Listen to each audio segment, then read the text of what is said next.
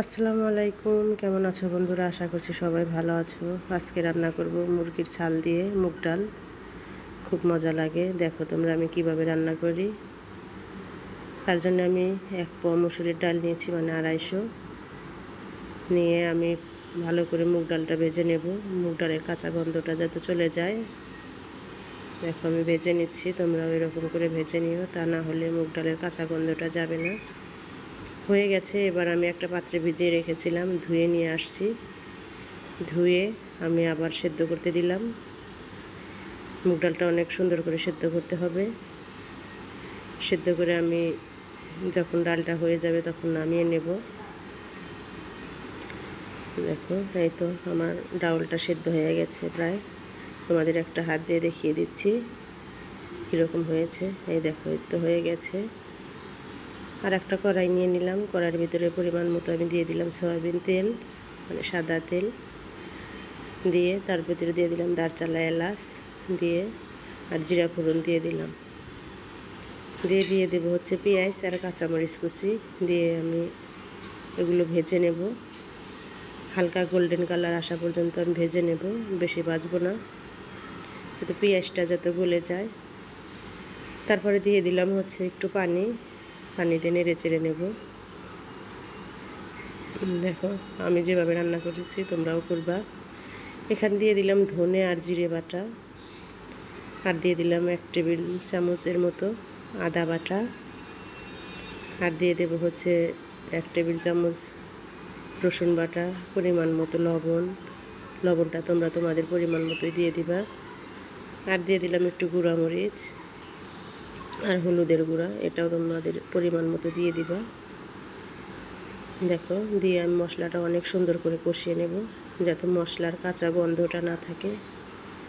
এখানে আমি মাংসের মশলা নিয়েছি, মুরগির মাংসের মশলাটা আমি দিয়ে দিলাম। দিয়ে আবারও কষিয়ে নেব। অনেক সুন্দর একটা সেন্ট বের হচ্ছে। অনেকেই আছো মুরগির ছাল পছন্দ করো না, এরকম করে রান্না করে খেয়ে দেখো। এই দেখো আমি এখানে অনেকখানি মুরগির ছাল নিয়েছি, প্রায় ½ কিলোর একটু বেশি। এর ভিতরে কলিজা গিলা সব কিছুই আছে, একটু পাখাও আছে। দেখো আমি এটা সুন্দর করে কষিয়ে নেব। ঢাকা দিয়ে আমি প্রায় 20 মিনিটের মতো রান্নাটা করে নেব। দেখো কত সুন্দর লাগছে দেখতে, আমাদের তো খুব পছন্দ এই রান্নাটা, আর খেতে অনেক মজা হয়। তোমরা এরকম করে একবার রান্না করে খেয়ে দেখবা আর কমেন্ট করে জানাবা। এই তো আমার মাংসটা প্রায় কষানো হয়ে গেছে। এবার আমি সেদ্ধ করে রাখা মুগ ডালটা দিয়ে দেবো ওর ভিতরে ঢেলে। এই তো দিয়ে দিলাম, দিয়ে সুন্দর করে আবারও নেড়ে চেড়ে নেব। নেড়ে চেড়ে নিয়ে ভালো করে আবার একটু কষাতে হবে মুরগির ছালের সাথে। এই তো দেখো আমি কষিয়ে নিচ্ছি,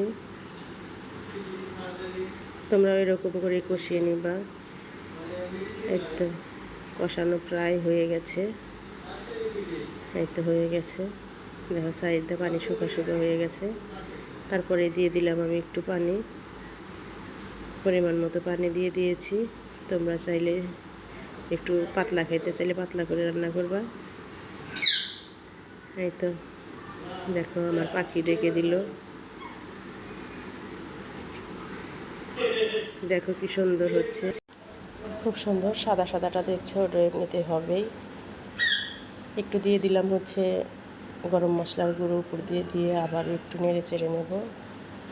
আমার রান্নাটা হয়ে গেছে। দেখো কত সুন্দর একটা কালার আসছে, আর খেতে অনেক মজা। তোমরা একবার হলেও রান্না করে খেয়ে দেখবা। আর আমার ভিডিওটা যদি ভালো লাগে অবশ্যই লাইক, কমেন্ট, শেয়ার আর সাবস্ক্রাইব করে দিও। তোমরা লাইক, কমেন্ট, শেয়ার, সাবস্ক্রাইব যদি করো ভিডিও বানাতে অনেক ভালো লাগে, আর ভালো ভালো কমেন্ট করবা। এই তো হয়ে গেল আমার রান্নাটা। পুরো ভিডিওটা দেখতে থাকো। আল্লাহ হাফেজ।